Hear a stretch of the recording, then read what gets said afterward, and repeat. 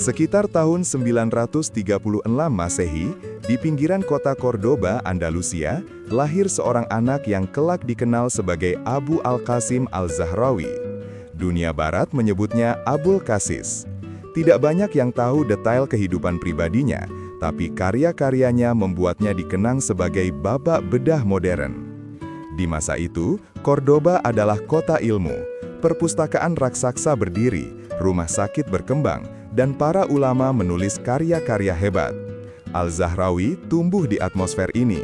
Ia belajar kedokteran, lalu mengabdikan hidupnya pada dunia medis, khususnya bedah, sebuah bidang yang saat itu masih dianggap berbahaya, penuh risiko, bahkan tabu. Karya terbesar Al-Zahrawi adalah Al-Tasrif Liman Ajaza an At-Ta'lif, atau At-Tasrif bagi yang tak mampu menulis. Luar biasanya, buku ini terdiri dari 30 jilid yang membahas hampir seluruh cabang ilmu kedokteran, farmakologi, penyakit dalam, gigi, mata, hingga bedah.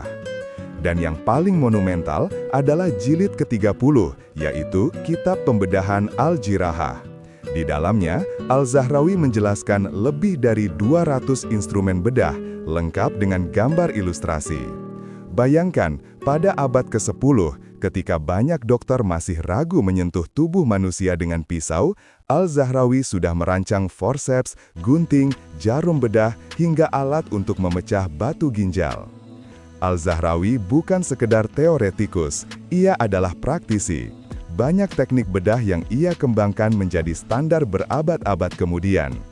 Bagaimana tidak? Di masa itu, ia sudah menjelaskan cara melakukan operasi sesar, merinci teknik menjahit luka dengan benang yang bisa diserap tubuh, catgut, jauh sebelum dikenal di dunia modern. Lalu, ia juga melakukan operasi untuk mengangkat kista, tumor, hingga gigi rusak, serta mengajarkan cara mengendalikan pendarahan dengan kauterisasi, pemanasan logam. Semua dicatat dengan rinci, sehingga dokter lain bisa meniru. Buku ini menjadi semacam manual medis paling lengkap di dunia abad pertengahan.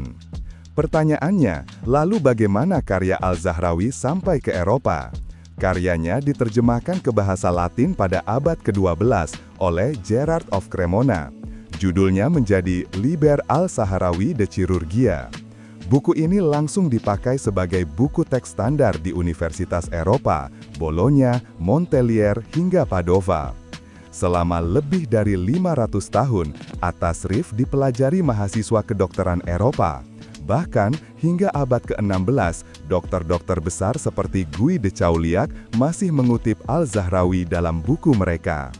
Bayangkan, seorang dokter muslim dari Andalusia mengajari generasi demi generasi dokter Eropa bagaimana melakukan pembedahan.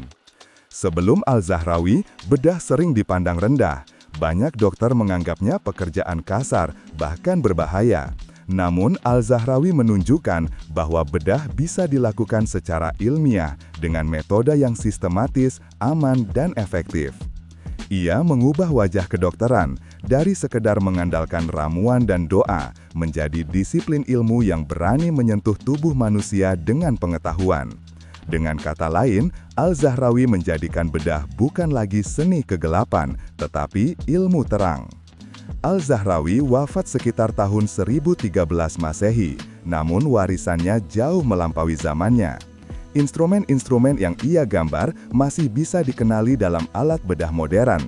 Konsepnya tentang pendidikan kedokteran, belajar teori, praktik, dan dokumentasi menjadi fondasi sistem medis dunia.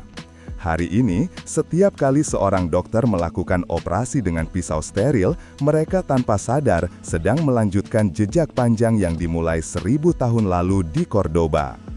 Al-Zahrawi membuktikan tangan yang memegang pisau bisa menjadi tangan penyelamat, bukan perusak. Dan melalui karya-karyanya, ia mengajari dunia arti sejati dari ilmu yang bermanfaat.